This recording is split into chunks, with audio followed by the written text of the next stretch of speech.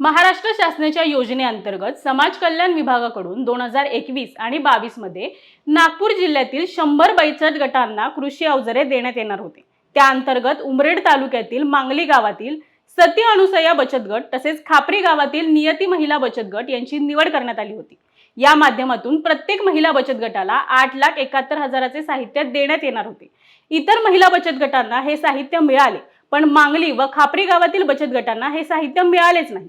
याबाबतची तक्रार या दोन्ही महिला बचत गटांनी विभागीय आयुक्त जिल्हा परिषदेच्या मुख्य कार्यकारी अधिकारी यांच्याकडे केली असता त्यांनी याचा तपास केला।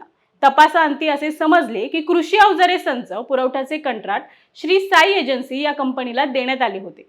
हे साहित्य 90% अनुदानावर देण्यात येत असून 10% रक्कम भरल्यानंतर अनुदानाची रक्कम लाभार्थ्यांच्या बचत गटाच्या खात्यात वळती केली जाणार होती।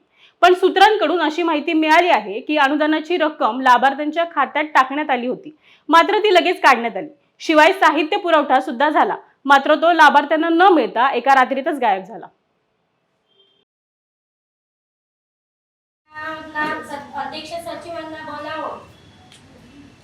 DM राऊत, बाबुल कुमरे, मधुशा टोंगे यांनी ही ट्रॅक्टरची योजना परस्पर 10% भरण्याची होती। त्यांनी आम्हाला 2.5 लाख भरायला सांगितले।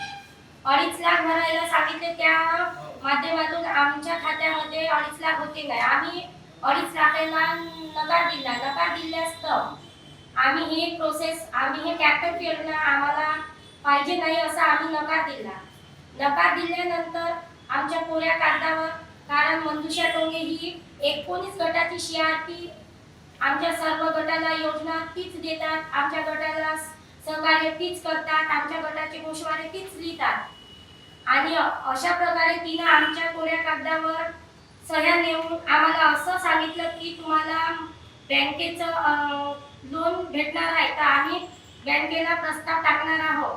या कारणाने आमच्या सह्या नेल्या, कोऱ्या कागदावर सह्या नेल्यानंतर बँकेचे 2 कोरे चेक, कारण आम्ही आता 15-20 वर्ष महिला बचत गटाला झालेले आहे, तर कोणाला खूप अडचण पडते, कोणाला काही आणायचं असते, कोणाला फवारणी वेळेवर, आम्ही गरजू महिला असल्यामुळे आम्ही 2 चेकवर जसे आम्ही सह्या करून ठेवल्या।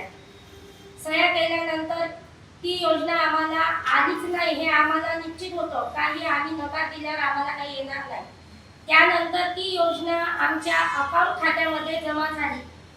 8,71,000 71,000 जमा झाल्यानंतर आम्हाला ते प्रोसेस माहीतच नव्हती। जेव्हा आमच्या गावामध्ये कल्टिवेटर पेरणी यंत्र आले तेव्हा आम्ही चौकशी केली। लगेच मधुशा टोंगेने गाडी बोलावून मुलांच्या हाताने गाडी मांडून ते अफरातफर केली, कोणाला विकली काय केली ते माहीतच नाही।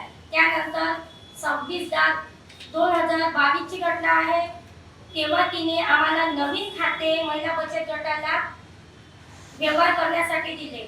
तेव्हा आम्ही म्हटलं की आमचा गोषवारा 2021 ते 22 चा भरायचा आहे, त्या कारणास्तव नियती महिला बचत गटाने पासबुक मागितलं। पासबुक मागितल्यानंतर त्या महिला बचत गटामध्ये 8,71,000ची एंट्री दिसली।